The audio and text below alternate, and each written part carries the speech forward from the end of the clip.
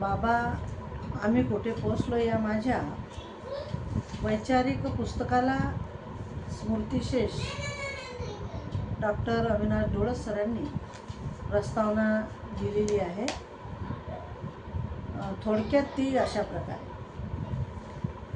महामानव डॉक्टर बाबासाहेब आंबेडकरांनी मानव मुक्तीचा जो संघर्ष लढविला त्याला असंख्य आयाम आहेत. फुले शाहू आंबेडकरी विचाराची चळवळ बोथट झालेली असली तरीही ती अजूनही संपलेली नाही. हे माया दामोदर या लेखिकेच्या बाबा आम्ही कोठे पोचलो या पुस्तकातील सारांशावरून दिसून येते. माया दामोदर हे बहुआयामी व्यक्तिमत्व, तसेच अतिशय कणखर व्यक्तिमत्व, स्वाभिमानी आणि संवेदनशील मनाची श्री. भारिप बहुजन महासंघाची जिल्हाध्यक्ष या पदाची बुलढाणा जिल्ह्याची धुरा सांभाळत असताना त्यांचे संघटन कौशल्य, करारीबाणा, प्रामाणिकपणा आणि पक्षाशी असलेला एकनिष्ठपणा मी जवळून पाहिला.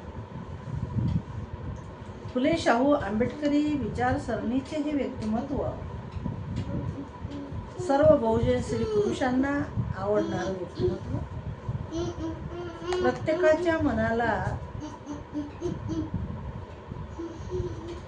आपल्या वक्तृत्वाने आणि त्या वक्तृत्व कलेतून हुरहुर लावणारं, सर्वांना आपलंसं करणारं हे व्यक्तिमत्व.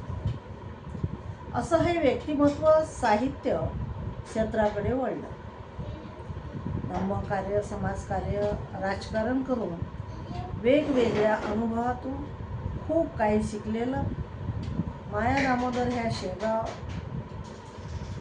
रहिवासी.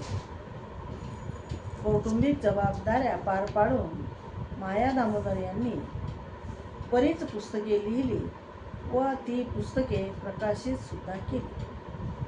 त्यापैकी हे पुस्तक बाबा आम्ही कुठे पोचलो लिहिताना व्यक्तिगत बदलातून सामाजिक, राजकीय आणि आता साहित्यिक या बदलापर्यंत पोचलेल्या माया दामोदर यांच्या विचाराचा वैचारिक प्रवास फार वाखाणण्याजोगा आहे. माया दामोदर पैशाने श्रीमंत नाही, तर त्या विचाराने व मनाने फार मोठ्या श्रीमंत आहेत. त्या नेहमी म्हणतात, मी पैशाने श्रीमंत नाही, पण माणसांनी व बाबासाहेबांच्या संविधानाने दिलेली श्रीमंती आहे माझ्याकडे भरपूर.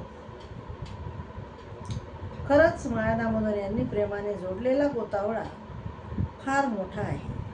अभ्यासक, विद्यार्थी, साहित्यिक, डॉक्टर, विचारवंत, इंजिनियर, वकील, जज, कलेक्टर, चित्रकार, चित्रपट निर्माते, पोलीस अधिकारी, कर्मचारी, तहसीलदार, BDO, मंत्री, संत्री, आमदार, खासदार व समस्त बहुजन समाजाशी विविध क्षेत्रातली, देशातली, परदेशातली माणसं, व्यक्ती माया दामोदर यांनी जोडून ठेवलेली आहे. त्यांचा रुजू स्वभाव, कामाची तळमळ, स्वतःच्या मर्यादेची जाणीव आणि इमानदारीसह प्रचंड जिव्हाळा या त्यांच्या स्वभाव वैशिष्ट्यामुळे ही श्रीमती त्यांना प्राप्त झालेली आहे.